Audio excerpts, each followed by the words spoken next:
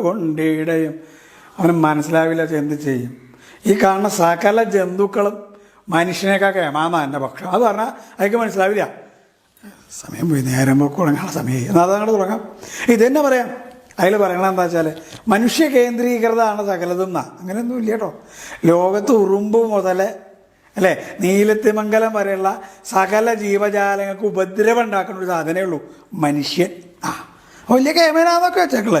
എന്ത് കേമത്തെ ആലോചിച്ച് നോക്കൂ. ലോകത്തെ ഏറ്റവും വേഗത്തിൽ ഓടുന്ന ആളുണ്ടാവും അല്ലേ, അത്ലറ്റിക്കിലൊക്കെ ഏറ്റവും കേമായിട്ട് ഓടുന്ന ആൾ. അയാളേക്കാൾ വേഗത്തിൽ ഓടുക നാട്ടിലെ തെണ്ടിപ്പട്ടിയാണ്. അറിയോ? ആലോചിച്ച എന്ത് രസം. നിലത്ത് വീണ് 50 പൈസ കണ്ടുപിടിക്കാൻ 2 മണിക്കൂർ വേണം. സന്ധ്യ ആയാൽ കാണില്ല. എത്രയോ ആ ഉയരത്തിൽ കൂടെ പറക്കണ പരുന്ത്, പുഴയിൽ കൂടെ പോകുന്ന മത്സ്യത്തിനെ കണ്ട് പറന്ന് വന്ന് ആ മത്സ്യത്തിനെ കൊത്തിയെടുത്തിട്ട് മുകളിലേക്ക് പോകും. ആലോചിച്ച് നോക്കൂ, ആർക്കാ ശക്തി കൂടുതലെന്ന്. ഇപ്പം ഞാൻ അങ്ങോട്ട് വരുമ്പോഴേ ആ മതിലിൻ്റെ മുകളിൽ നിന്ന് ഒരു ഉറുമ്പ് ആ അമ്പലത്തിനെ അവിടേക്കാണ്ട് വീണു. എന്തൊരു പൊക്കത്തിൽ നിന്നാണ് വീണമെന്ന് ചെയ്യണോ? അത് നടന്നങ്ങോട്ട് പോയി. ഞാൻ ഇവിടെ നിന്ന് അടിമറ്റത്തേക്കാണ്ട് വീണാലോ കഴിഞ്ഞു പോയി. 12-ാം ദിവസം ഒരു പൂവ് ചന്ദനം, അത്രയേ ഉള്ളൂ ഈ മനുഷ്യൻ്റെ ശക്തി. അവൻ്റെ വിചാരമാണെങ്കിൽ അങ്ങനെ അല്ലേനും. അപ്പോൾ അതാണ് അതിൻ്റെ വിചാരം, ഭാവേ. ആലോചിച്ച് നോക്കുമോ അവൻ്റെ കഥ. ഈ ബ്രഹ്മാവ് ഒരു ദിവസം എന്ത് ചെയ്തു വെച്ചാൽ സകല ജീവജാലങ്ങളെയും വിളിച്ചിട്ട് പറഞ്ഞു, നിങ്ങളുടെ ആയുസ് നിശ്ചയിക്കാൻ പോവുക. ആർക്കാ ആയുസ് കൂടുതൽ വേണ്ടേ? അങ്ങനെയില്ല, എനിക്ക് എല്ലാവരും ഒരുപോലെയാ, എല്ലാവർക്കും തുല്യ. അപ്പോൾ മൃഗങ്ങൾ പറഞ്ഞു വേണ്ട, മനുഷ്യനെ കൊടുത്തോളൂ ആയുസ് കൂടുതൽ, ബുദ്ധി അവനാണല്ലോ കൂടെ, ജീവിച്ചിരിക്കട്ടെ. അപ്പോൾ ഓരോ ജീവജാലങ്ങളും ആയുസ് കൊടുത്തു. ആ സ്വഭാവമൊക്കെ മനുഷ്യനുണ്ടെന്നാ. ആദ്യം ആയുസ് കൊടുത്ത ആരാന്ന് ചെയ്യണ്ടോ? കുരങ്ങനെ. അത്രേ. അത് നോക്കിക്കോളൂ, ആദ്യത്തെ 10 വർഷം കുരങ്ങൻ്റെ ആയുസാണ്. കുട്ടിക്കാലത്ത് നോക്കിയാൽ അറിയാം, എന്ത് കിട്ടിയാലും പിടിച്ച് വലിക്കുക, അമ്മയുടെ തലമുടി പിടിച്ച് വലിക്കുക, തല കുത്തി മറിയുക, കട്ടിലും മുന്നിൽ നിലത്തേക്ക് വീഴുക. കുരങ്ങൻ്റെ സ്വഭാവമാണ്. ഒരു 2000 നോട്ട് കൊടുത്ത് അപ്പം 10 കഷ്ണാക്കിയിട്ടുണ്ടാവും. രണ്ടാമത് ആയുസ് കൊടുത്ത് കുതിരയാണ്. ആ കാലത്താണ് ഈ മാർഷൽ ആർട്സൊക്കെ പഠിക്കാൻ നമുക്ക് താല്പര്യം. കരാട്ടെ പഠിക്കണം, കുംഫു പഠിക്കണം, കളരി പഠിക്കണം. ഉത്സാഹമാണ്. വെറുതെ നിൽക്കയില്ല, കാലിങ്ങനെ മാന്തിക്കൊണ്ടിരിക്കണം. ഈ ഗുലാബ് വിളിക്കാൻ പോകണം, ആൾക്കാരെ അട്ടിക്കണം, ഇട്ടിക്കണം, ചാവണം. രക്ഷപ്പെട്ട ഭാഗ്യം കുതിര. മൂന്നാമത് ആയുസ് കൊടുത്തത് കഴുതയാണ്. ആ സമയത്താണ് ഏറ്റവും കൂടുതൽ അപകടങ്ങൾ പറ്റുന്ന സമയമാണ്. ഈ വിവാഹം കഴിക്കണമൊക്കെ ആ സമയത്താണ്, കഴുതയുടെ ബുദ്ധിയുടെ സമയത്ത്. പിന്നെ ആരാ ആയുസ് കൊടുത്തതെന്നല്ലേ? പിന്നെ ആയുസ് കൊടുത്തത് മൂങ്ങയാണ്. അപ്പോൾ ആ ഭാര്യ പറയും കൂടെ, അതെ കുട്ടികൾക്ക് ഫീസ് അടയ്ക്കാൻ സമയമായിട്ടോ. മറ്റേ കറണ്ട് ബില്ലടച്ചില്ലല്ലോ. നാളെ അടയ്ക്കോ? ഈ മൂളക്ക. അത് മൂങ്ങയുടെ സ്വഭാവമാണ്. അത് കഴിഞ്ഞാൽ പിന്നെ നായയാണ് ആയുസ് കൊടുത്തത്. അച്ഛമ്മടെ ഉണ്ടാവണ്ടോ, ഞങ്ങൾ പുറത്ത് പോയി ആരെങ്കിലും വന്നാൽ പറയണേ, വീടിന് കാവല് അല്ലേ.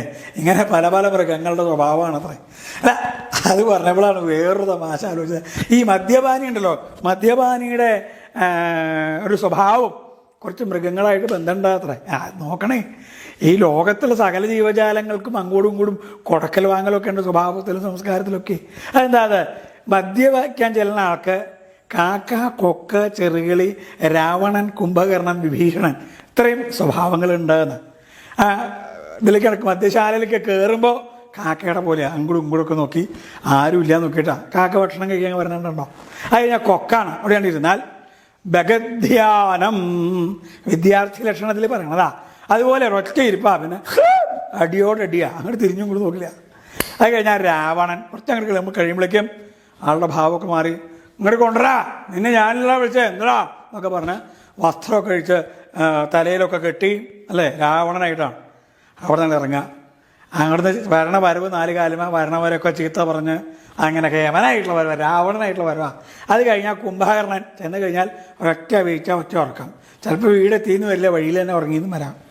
അത് കഴിഞ്ഞാൽ വിഭീഷണൻ തത്വജ്ഞാനം പറയില്ല, നാളെ മുതൽ ഞാൻ ഈ പരിപാടിക്കില്ല, നിർത്തി, ഇന്നത്തോടെ നിർത്തി.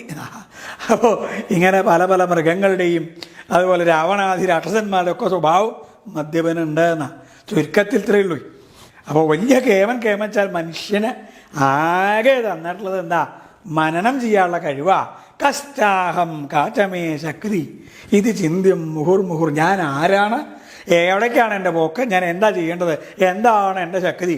കഷ്ടാഹം, ഞാൻ ആരാണ്? കാചമേ ശക്തി, എൻ്റെ ശക്തി എവിടം വരെയുണ്ട്? എന്താണ് എൻ്റെ ശക്തി? ഇത് ചിന്തിക്കലാണ് മനുഷ്യൻ്റെത്. കാരണം അത് മാത്രമേ ഉള്ളൂ. കായികം മുഴുവൻ ജീവജാലങ്ങൾക്കുള്ളതാണ്. ചെറിയ വടിയുമ ആനയെ നിർത്താൻ പറ്റുന്നില്ലേ? അത് കായികമല്ല, ബുദ്ധിയാണ് എന്നർത്ഥം.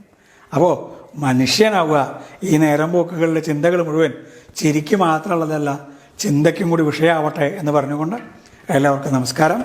വീണ്ടും കാണാം. ഞാൻ ഡോക്ടർ എടനാട് രാജൻ നമ്പ്യാർ, ചാക്യാർകൂത്ത് കലാകാരനാണ്.